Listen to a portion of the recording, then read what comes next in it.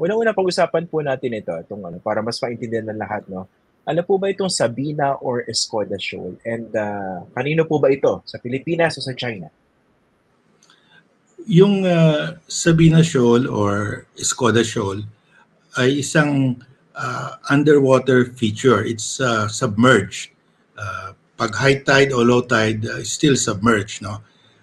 That's about 80 kilometers, 80 nautical miles rather from Palawan, and about 100 nautical miles to Reed Bank. Ito yung one of the two shoals or reefs na malapit sa Reed Bank.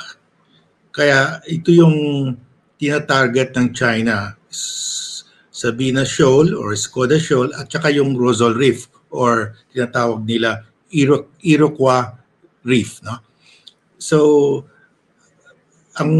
because malapit ito sa Reed Bank, pag nagtayo ka ng outpost dito, you create an artificial island, pwede mo bantayan yung Reed Bank. Kasi wala nang halos mas malapit pa dito, no? Actually, yung Rosal Reef, mas malapit yon sa Reed Bank, about 55 nautical miles, no? Ito, 100 nautical miles. Pero wala nang ibang mas malapit pa na pwede pagtayuan ng isla. Ito yung dalawa na ang most ideal. So pag tinayuan ito ng isla ng China, pwede tayong iharas from here pag we try to get the gas sa Reed Bank. Okay. Pero as we speak, sino ba yung merong control dito sa Sabina Shoal? It's clearly within our exclusive economic zone po, no? Pero yes, it is. Sino may control dyan niya? Right now, we can go there. Andun yung ating Coast Guard. Hindi naman sila tinataboy. So, in effect, we control this right now. No? Although, pag wala yung Coast Guard natin, dumadating yung mga Chinese maritime militia vessels, yun na, tinatambakan nila ng mga coral debris, no? Para lumaki yung magkakaroon ng isla doon. Okay. So, ang purpose nila is to turn this into an artificial island. Okay? Tama pa, no? Yes, if that happens, ano yung implication po? Legally, let's talk about the implications first legally. First of all, pag tinayuan nila ng artificial island, that's against UNCLOS. Kasi under UNCLOS, because that is our exclusive economic zone natin yan, tayo lang pwede magtayo ng artificial island dyan. Tayo lang pwede magtayo ng struktura dyan. So, that's a violation na by China kung tatayo sila ng artificial island dyan. Second, problema, gagawin nila yung outpost to monitor kung anong ginagawa natin sa Reed Bank. Baka dyan, from there, gagawin ng station yan ng mga Coast Guard nila para pag andun tayo sa Reed Bank, itataboy tayo. Malapit lang yan sa Reed Bank. Okay. So far, ano po ba yung gaano ba ka-alarming yung findings po ng Philippine Coast Guard? I think they presented this over the weekend, no? Ano po ba medyo nakakabahala dito sa findings ng Philippine Coast Guard? It shows that may intention yung China to create an artificial island dyan sa Sabina Shoal, Escoda Shoal, no?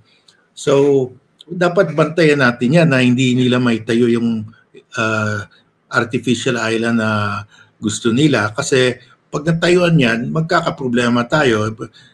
Malapit sila sa Reed Bank. Pwede tayo iharas sa Reed Bank. Kasi talagang hawak na naman, 'di ba? Militarized na naman ng China yung Mischief Reef, no? Pero do you think dito there's also such a plan to basically install military installations pa? Yes. Kasi ganyan ang ginawa nila sa Mischief Reef. Sabi nila, fisherman's shelter lang daw ang itatayo nila. Ngayon, air and naval base, the largest air and naval base ng China sa South China Sea, no? So ganyan din gagawin nila sa Escoda Shoal, no? Sabina Shoal. Legally, ano po yung mga pwede natin gawin? Kasi in terms of dito, yung realities on the ground, diba? I think yung Coast Guard nagpadala ng largest vessel nila dyan. But of course, you have to be consistent.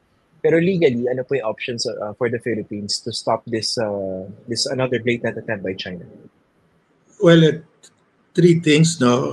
We have to, kasi we have the right there, exclusive right to put up the artificial island. So, ipadala natin yung Coast Guard natin, bantayan natin 24 hours a day para hindi nila maitayo yung plano nila, yung artificial island. Second, pwede tayo, we can bring the case sa UNCLOS Tribunal na sinira nila yung coral reef, no? So we will ask for damages. Humingi tayo ng mga danyos kasi sinira nila yan.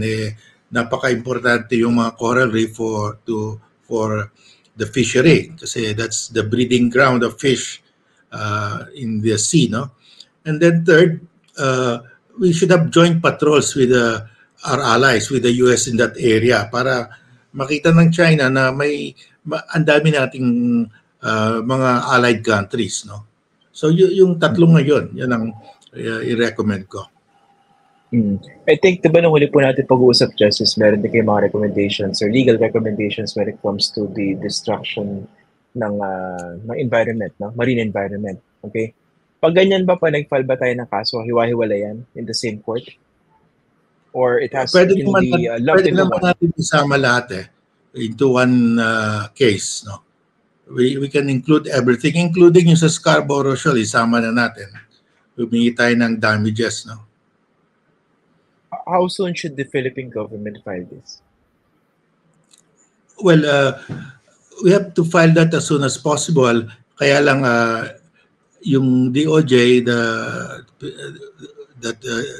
DOJ is preparing, no, the statement of claim.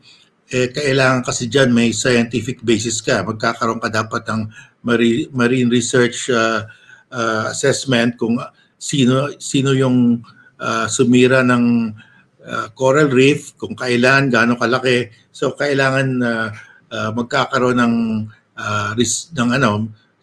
assessment ng mga impartial third party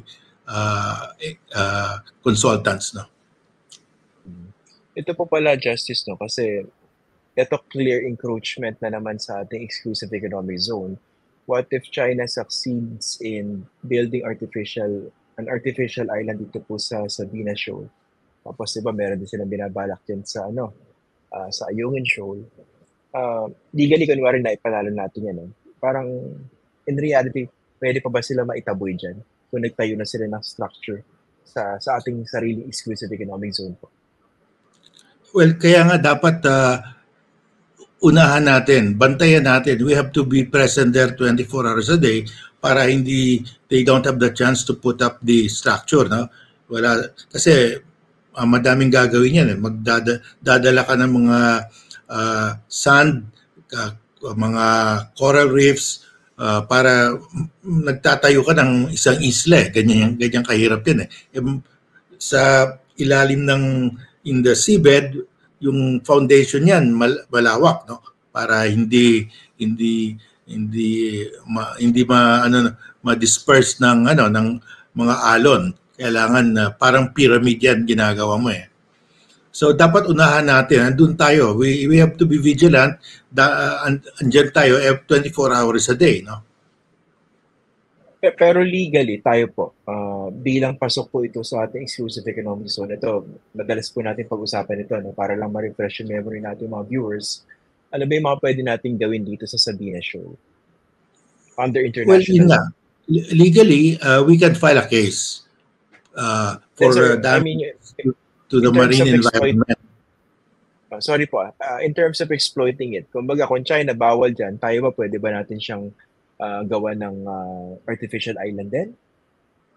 Well, we have the sole exclusive right to put up an artificial island in our EEZ.